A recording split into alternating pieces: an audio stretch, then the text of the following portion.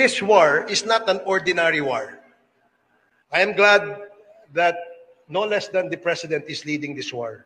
I am glad that no less than the President is leading this war. Because if it not for President Duterte, we would not have known na ganito pala ang kalaki ang problema natin sa droga. Was the only leader bold enough, courageous enough to name narco generals, narco cops, narco judges, and even narco politicians. Kaya ho, ako'y hangang-hanga sa ating presidente. Believe na believe siya, I hope after the president's term expires in 2022, the next leader will continue this war against drugs. Magandang araw mga kaibigan. Atin pong napakinggan ang magagandang salita na binitawan ni Congressman Robert A. Barbers. Noong 2018 pa yan, panahon ni PRRD, si Congressman Barbers na ang chairman ng Committee on Dangerous Drugs sa Kongreso at grabe ang papuri niya kay Pangulong Duterte. Sinabi pa niya na sana ang susunod na administrasyon ay ipagpapatuloy ang magandang nasimulan ni PRRD. Ano na ngayon? Sino na ngayon ang number 1 na bumabatikos sa magandang nasimulan ni PRRD? Walang iba kundi ang Quad Committee na ang lead chairman si Congressman Barbers. So anong klaseng politiko meron tayo? Nung una, puring-puri. Ngayon, nagbago lang ang administrasyon, sinisira na. Anyway, i-share ko sa inyo, napanood ko lang ito sa vlog ni Ako Kabibig, isa sa mga paborito kong DDS vloggers, para mapakinggan natin ang buong speech ni Congressman Barbers sa isang gathering, I think, sa Malacanang ba.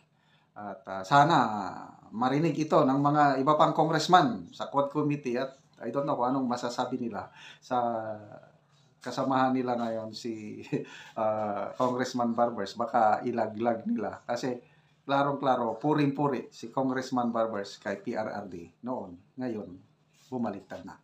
Manood tayo ng video, ha? Hindi ko ito gawa-gawa kasi nakita ko ang video ito. Di ba? O, eto nakabibig. Kita. Go. Always the fighting spokesman of the President, former Congressman, now spokesman, Attorney Harry Roque. Lahat po ng anti-illegal drugs advocate, ngayong araw na ito, palakpakan po natin ang ating sarili. Anti-illegal drug advocate. It has been the primordial duty of the committee which I head, the Committee on Dangerous Drugs in the lower house, to help ang ating law enforcement agencies in the war against illegal drugs. Napakaswerte po ng Pilipinas. Wow! Dahil nagkaroon ho tayo ng pagkakataon na magkaroon ng isang presidente na ang advokasya ay labanan ang ating problema sa droga. Wow! Seen a lot of people, politicians, and people from the private sector who have always been announcing that ako ay kontra sa droga, ako ay kontra sa ganyan, but never na nagkaroon ho tayo ng isang leader na ipinakita ang kanyang leadership para labanan o mag-declare ng totoong gera sa droga. At walang iba ang pwedeng gumawa niyan, kundi po si President Rodrigo Roa Duterte. Bihira ho tayo nakakita ng isang leader na bukod sa kanyang deklarasyon na war against drugs and war against criminality and war against corruption, meron pong ipinapakitang totoong datos. Kaya nga ho, meron tayong real numbers, PH, because that only indicates the real picture. And that real numbers tell everybody na ito ho ang totoong kalagayan ng ating bansa. Maglagay man ho tayo ng 100 President Duterte dito sa Pilipinas. Wow. Ngunit kung hindi masusuportahan ng private sector, hindi masusuportahan ng ating ahensya, palagay ko, hindi ho magsasucceed at hindi ho magiging victorious ang ating leader kung ganon. Nararapat lamang na atin siyang suportahan because he does not just worry about the present state of the country, but he worries about the future of this nation, the future of our younger generation. Kaya nga ho, dapat magtulong-tulong, magsama-sama, suportahan natin ang kampanya laban sa illegal na droga. Again, ladies and gentlemen, I would like to emphasize that this war is not an ordinary war. I am glad that no less than the President is leading this war.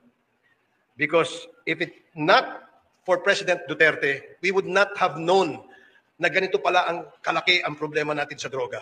Was the only leader bold enough, courageous enough to name narco generals, narco cops, narco judges, and even narco politicians. Kaya ho, ako'y hangang-hanga sa ating presidente. Believe na believe siya, I hope after the president's term expires in 2022, the next leader will continue this war against drugs. Ano na, Barbers? Na-continue ba ang war on drugs? Naku po, ang sarap pakinggan ni Barbers dito. Napaka-positibo, ang dadami niyang mga adjectives to describe Pangulong Duterte and hoping na maipagpatuloy ang laban ni Pangulong Duterte sa tungkol sa drogas. Pero ano na ngayon? Bakit may quadcom hearing? Di ba? Kasi hindi ho natin kaya masolve itong problema to in a span of 6 years.